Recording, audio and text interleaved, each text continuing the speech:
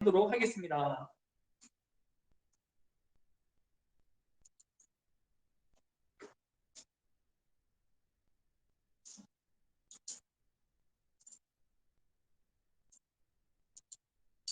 (2021년 5월 6일) 과학의 진실과 오류 제10주차 두 번째 시간 수업을 진행하도록 하겠습니다.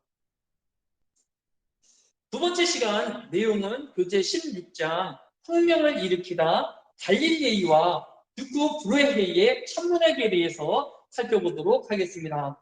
우리 교재 150페이지 첫 번째 줄에 보면 사파가 나오고 있는데 1608년에 네덜란드의 안경 제조업자가 우연히 망원경을 만들게 되었습니다. 그런데 이 소문이 순식간에 전 유럽에 퍼지게 되었습니다. 이 소식을 들은 사람들 중에 150페이지 다섯 번째 줄에 보면 베네치아에서 대학 교수로 있었던 갈릴레이가 이 소식을 듣게 되었습니다. 보니까 네덜란드에서 어떤 안경학자가 망원경을 만들었는데 이 망원경을 이용하면 멀리 있는 물체도 가까이 있는 것처럼 볼 수 있다라는 이야기를 듣고 그가 그 방법대로 망원경을 만들어서 이 갈릴레이는 이 망원경을 어디에 사용했느냐 하면 천체를 관측하는 데 사용했습니다. 지금 그림에서 보고 있는 것처럼 1609년에 갈릴레이가 최초의 천체 망원경을 제작하게 되어진 것을 볼 수 있습니다.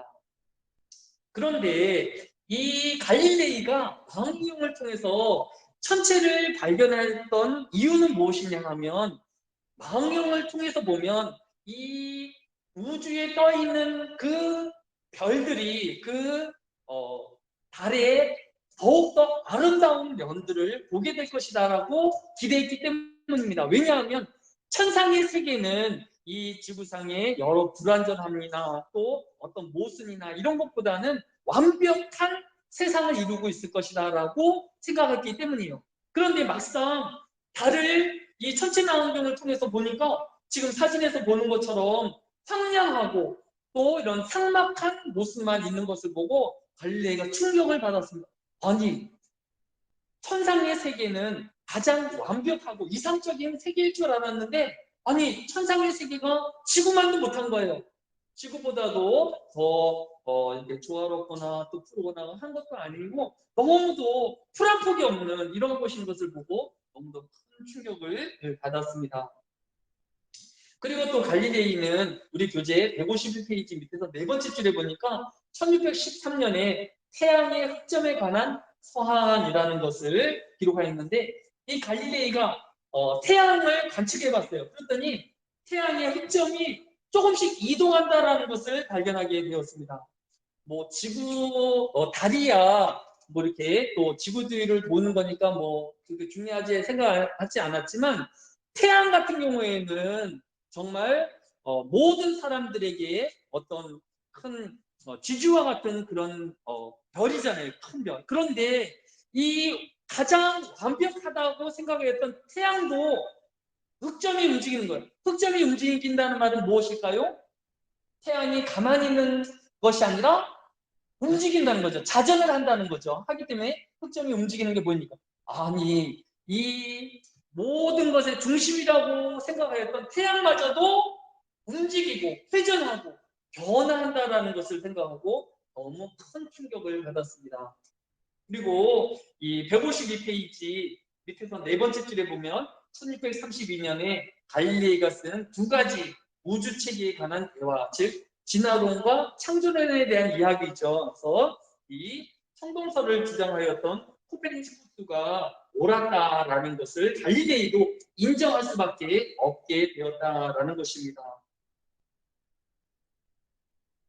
153페이지 일곱 번째 줄에 보면 이렇게 갈릴레이는 이런 천동설을 주장함으로써 교황으로부터 1616년에는 경고장을 받았고 또 1633년에는 이단 심판소로 소환되기까지 하였습니다. 이렇게 이제 양쪽으로 나누게 되어진 거예요.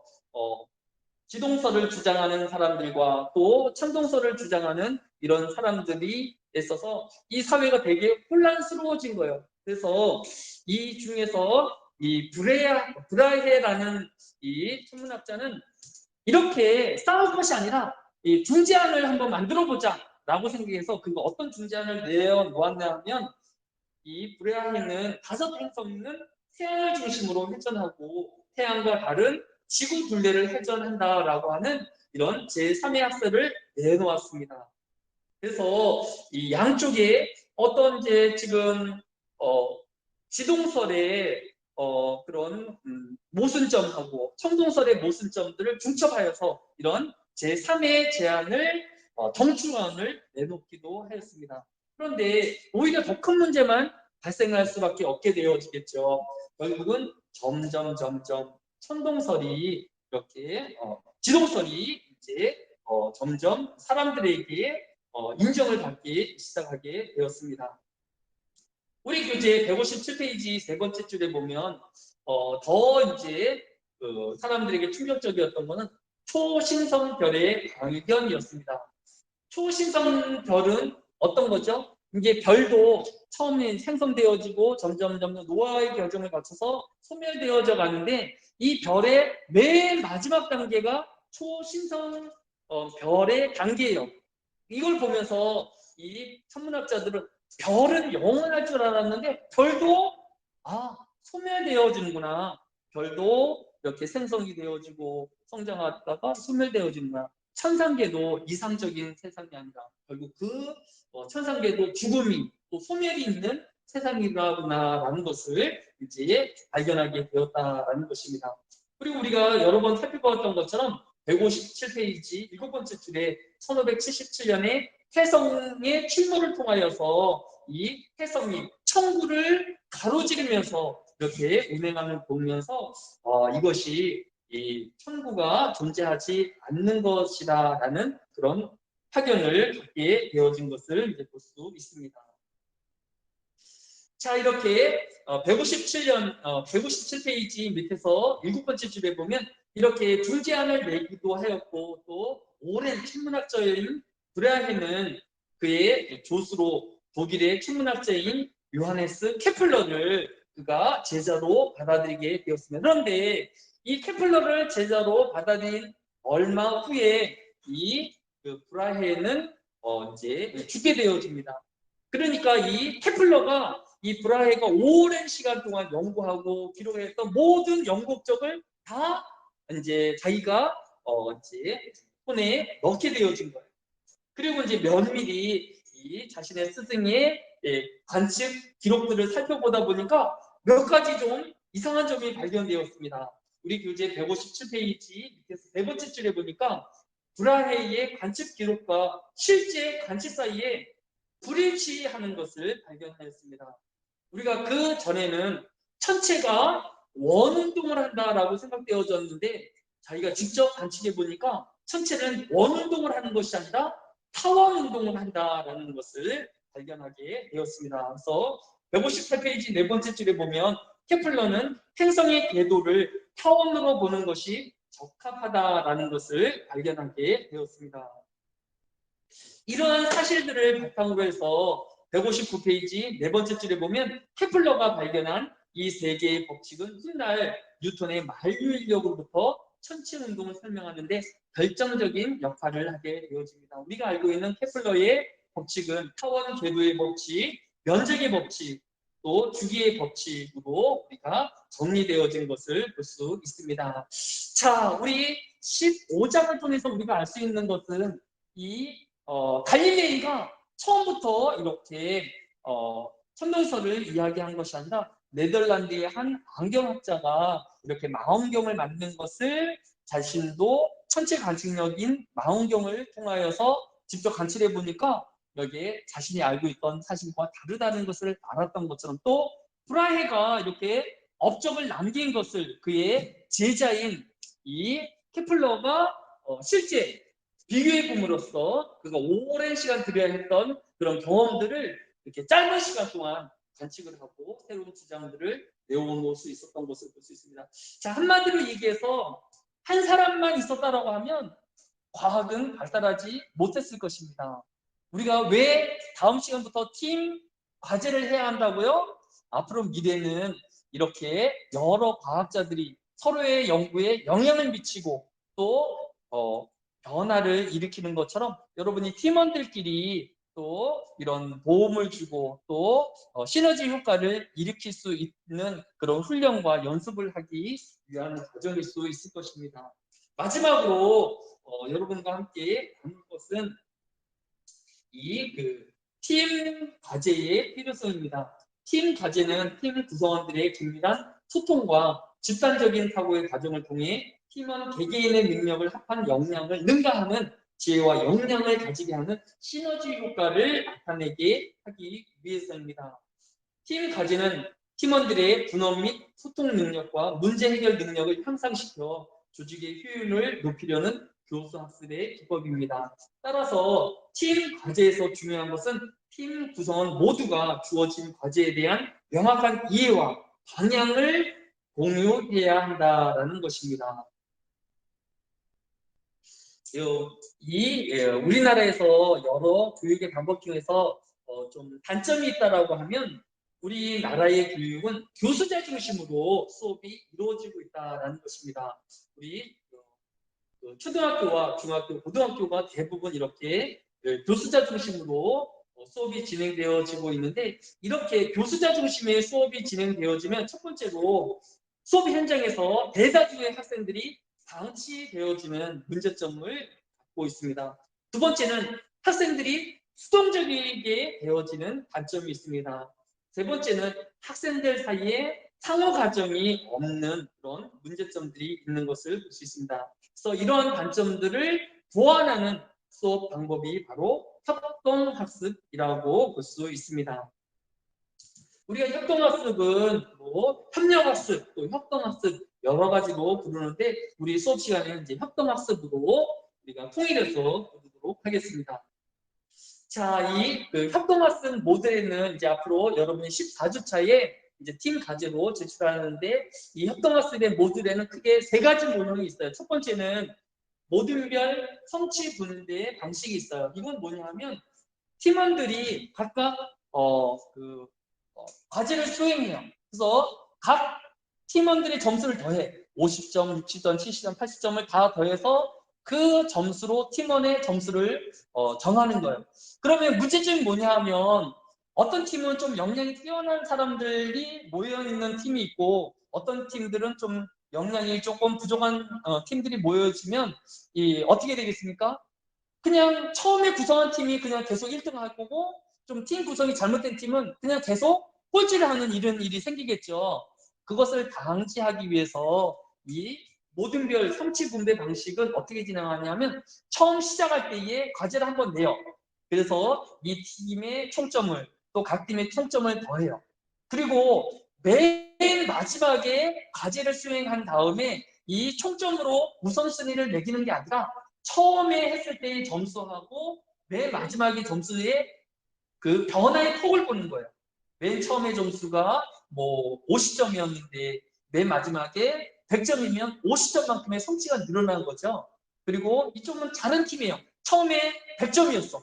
근데 맨 마지막에 점수가 120점이었어. 그러면 항상 이 팀보다는 잘했죠. 50점일 때 100점 하고 이 팀이 또 100점일 때 120점 했으니까 잘한 거죠. 하지만 점수 차이가 얼마큼밖에 안 나요?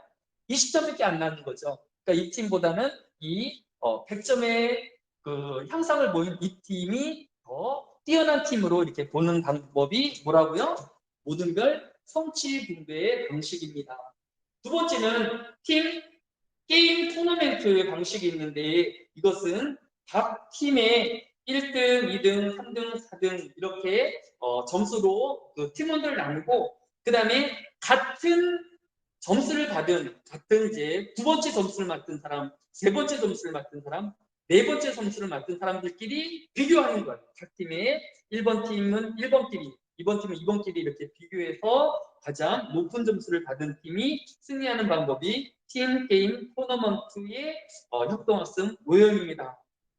중요한 것은 우리가 어떤 이런 팀 방식을 가질 것인가가 중요하죠. 우리는 직소 모형, 세 번째 모형으로 이 팀의 점수를 결정할 거예요. 이거는 뭐냐면 이 각 팀에는 이제 각 팀별로 이제 그 역할을 줍니다. 1번 그 역할, 2번 역할, 3번 역할, 4번 역할 이렇게 자신이 그 해야 할 과업을 줍니다.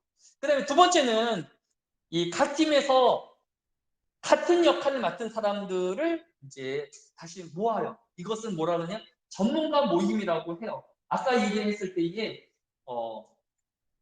2번은 뭐 하는 사람이었죠? 그 주제에 대한 정의를 설명을 이제 하는 사람들이었잖아요. 그러니까 각 팀에서 이 사물 인터넷의 정의에 맡은 2번끼리 모이는 거야. 그래가지고 너 그 사물 인터넷에 대한 정의를 어떻게 했니? 어떻게 설명할 거니?에 대해서 서로 의견을 나누는 거야. 그래가지고 가장 이상적인 정의와 설명 방법을 이제 갖게 되어지는 거야. 그 다음에 아까 각 팀의 3번은 뭘 하기로 했었죠? 그 주제에 대해서 중요성, 필요성에 대해서 이렇게 자료를 조사하는 거잖아요. 그런데 각 팀에 3번이 또 모이는 거야. 그래가지고 이 사물 인터넷에 왜 중요한지, 왜 필요한지에 대해서 서로 의견을 나누어요. 그래서 그 중에서 가장 이 사물 인터넷의 필요성과 중요성을 정리를 해가지고 또 정리를 하는 거예요. 그 다음 맨 마지막에 팀의 4번은 어떤 역할을 하죠? 이 사물 인터넷에 기술이 얼마만큼 지금 적용되고 있는지 또 이것이 발달되면 어떤 삶의 변화를 일으킬지에 대해서 이제 각각 조사를 했잖아요. 그 팀원들이 모여서 또 정확한 현대의 기술과 또 미래에 대해서 논의를 하는 거예요. 그래서 그 기술을 이제 공유를 하는 거예요. 그 다음에 어떻게 하냐면 이 사람들이 다시 자기 팀으로 돌아가는 거예요. 그래서 자기 팀들한테 그런 내용들을 전달하는 거예요.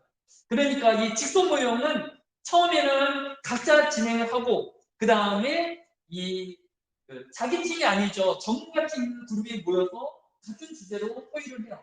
그 다음에 세 번째로 어떻게 자기 팀에 돌아가서 자기 팀의 보고서를 완성하는 이런 방식이 바로 이 직소 모형입니다. 그래서 이 직소 모형에 대해서 조금 더 우리가 수업을 통해서 설명을 하면서 이렇게 하는 것이 정말 효과가 있을까? 이렇게 하면 좀 더 학생들의 참여가 많아질 수 있을까? 학생들이 더 많은 관심을 가질 수 있을까?에 대해서는 여러분이 직접 해보면 이것이 기존 교수자 중심의 방법보다는 훨씬 효율적이고 또 학생들이 또 참여율이 높아지고 또 학습 효과도 훨씬 높다라는 것을 여러분이 경험하게 되어질 것입니다. 자, 오늘 여기까지 우리가 교재 15장하고 16장에 대해서 살펴보았고 오늘 팀 구성을 했고 다음 주부터는 이제 팀 과제하는 연습을 한 2주 정도 진행을 할 거예요. 그 다음에 이제 한 4주차 이후부터는 이제 평가를 위한 과제를 제가 제시하고 여러분들이 그 과제를 수행하여서 팀 점수로 받도록 그렇게 하도록 하겠습니다.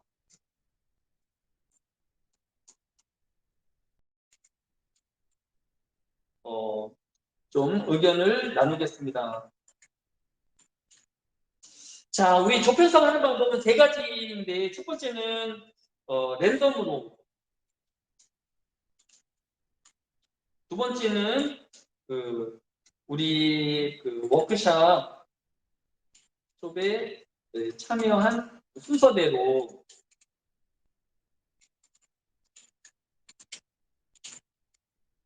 자, 2번은 뭐냐 하면 우리가 이 워크샵을 했었죠. 그 워크샵을 하면 이제 게시물에 1번부터 쭉 해서 올리는데 그 워크샵에 보면 어떤 주는 40명이 참석하고 45명이 참석한 그런 주가 있는데 가장 많이 참석한 주차에 이제 4명씩 1번부터 4번은 1조, 그다음에 5번부터 8번까지는 2조 이런 식으로 이제 게시물 순서대로 조편성을 하자라는 것이 2번입니다. 그다음에 3번은 지금 이번 주에 지난주에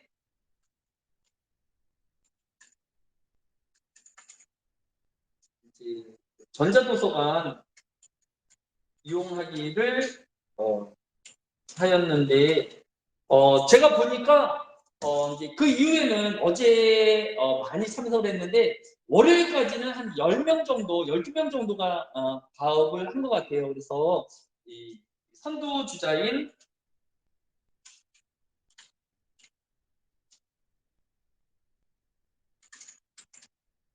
12명을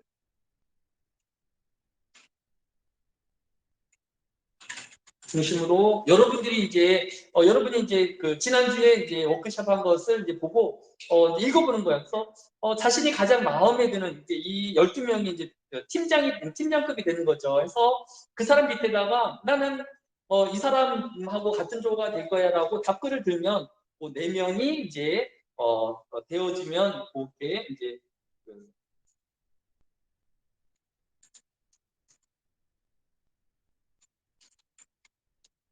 하기가 이제 3번입니다. 다시 정리하면 그냥 랜덤으로 조편성 하자. 근데 랜덤으로 조편성 할 때의 문제점은 지금 오늘도 지금 50명인데 48명밖에 안 들어와 있거든요. 근데 저도 들어와 있으니까 한 3, 4명이 결석인데 이 결석한 사람끼리 이제 조편성이 돼서 어떤 조는 이제 수업에 좀 장기적으로 참석 안 할 사람이 조편성이 되는 이런 문제점들이 있습니다. 두 번째는 워크숍에 참여한 순서대로 우리 워크숍에 참여한 보면 가장 이제 많이 참여한 곳에 이제 4명씩 조편성을 하는 방법이 있고, 그다음에 세 번째 방법은 지난주에 그 전자도서관에 1번부터 12번 게시물 사람을 중심으로 해서 그 사람한테 자기가 자기가 들어가고 싶은 1조 하고 싶은 사람은 1팀 밑에다가 답글을 달고, 그다음에 5팀에 들어가고 싶은 사람은 이제 5번 이제 글을 읽어보는 거죠. 그래서 자기가 이 사람이 참 잘하고 이 사람하고 팀하고 싶다라고 하는 사람들 중심으로 이렇게 뭉쳐서 그 팀을 구성하는 방법입니다. 네, 안현사 학생의 참석해 주어서 다행입니다. 자, 우리 이 1, 2, 3번 중에서 이제 투표를 하도록 하겠습니다. 네, 우리 다시 한번 설명은 1번은 랜덤으로, 2번은 게시판의 순서대로, 3번은 지난주 그 했던 12명을 중심으로 해서 원하는 사람들 4명이 이제 답글 달아서 하는 방법으로 하겠습니다. 자, 의견을 달아주세요. 1, 2, 3번 중에서. 네, 그냥 거의 막상 막하로 진행.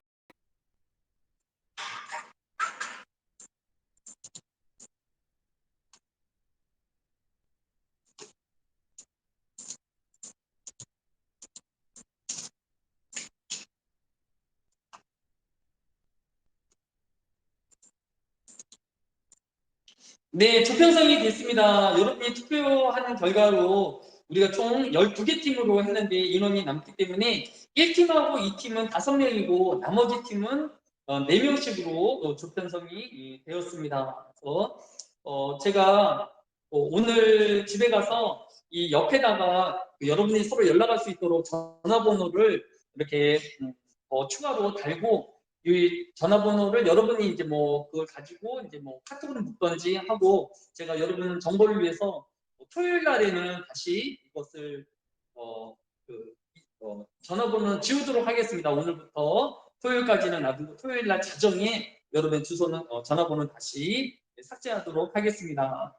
자, 이렇게 이제 조편성이 됐고, 오늘은 원래는 이제 팀 과제를 통해서 팀장은 여러분이 팀원들끼리 의논해가지고 어떤 6가지 중에서 한 가지 정한 것을 기록하게 하고, 그 다음에 팀 1번, 팀 2번, 팀 3번, 팀 3번의 역할을 나누도록 한 거예요. 그래서 팀 2번은 뭘 하냐면 정해진 주제에 대한 정의를 이제 그게 뭔지 모르잖아요. 블록체인이 뭔지 모르니까 블록체인에 대한 설명이라든지 정의라든지 이런 것들을 조사해서 올리고, 그다음에 팀 3번은 왜 그 블록체인이 필요한지, 왜 중요한지에 대한 신문 기사를 가져다가 쓰고, 그다음에 팀 4번은 그 기술이 지금 현재에 얼마만큼 진행이 되었는지, 뭐 자율주행이라고 하면 자율주행이 실질적으로 도로의 수준까지 되었는지, 그다음에 앞으로 미래는 어떻게 변화될 것인지에 대해서 이렇게 하는 거예요. 그러면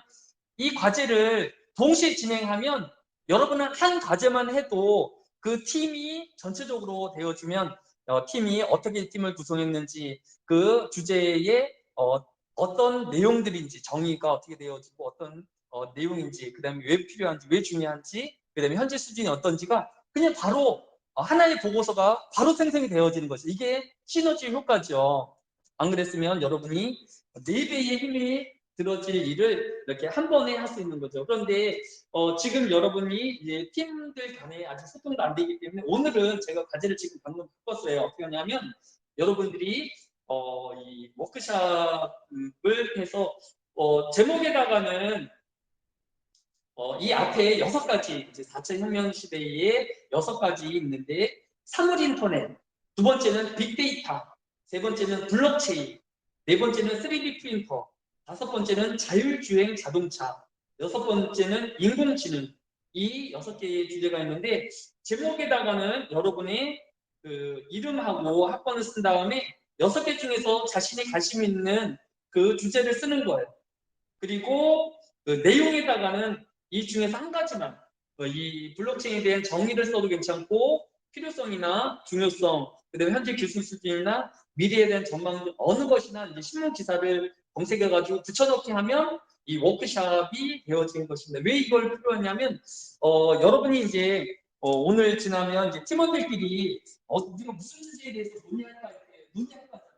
근데 아무것도 없는 상태에서 주제를 정하는 것보다 그 사람들이 얘는 이런 분야에 대해서 관심 있구나. 오늘 이제 워크숍을 진행하면 대충 사람들을 알게 되어지는 거죠. 그래서 기반으로 해서 뭐 그걸 제일 많이 한 걸 해도 되고 아니면 논의하면서 이렇게 다른 주제를 선택할 수도 있게 되어지니까 여러분들이 자유롭게 이제 좀 도움을 주기 위해서 하겠습니다. 그래서 지금 이 시간에는 6분 동안 제가 지금 18분이니까 6분 동안 우리 그 10주차 워크숍을 진행하겠습니다. 그래서 여러분이 글쓰기를 눌러가지고 자기 학번 이름, 그 다음에 이 6개 분야 중에서 관심 있는 것 제목 쓰고 그 내용에다가는 이 주제에 관련되어진 신문 기사만 그냥 붙여넣기 하면 돼요. 그리고 뭐 시간